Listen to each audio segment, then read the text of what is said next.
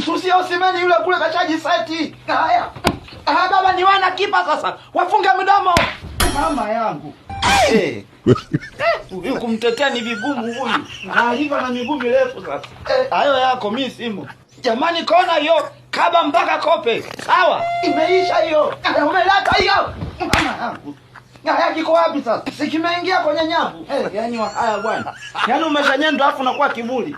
Sida huyo mhaya asipite. Hata usingeniambia. Huyu mbona kwa kanibemenda. Mtana kaupe huu. Hao nimekusikia vibaya. Wamekufanyaje? Kama ulivyosikia. Mpeni hewa. Mpeni hewa kwanza. Mbona nikaishuhudie. Mtu kabemendwa mchana. Ngoja tuone. Kabemendwa kweli.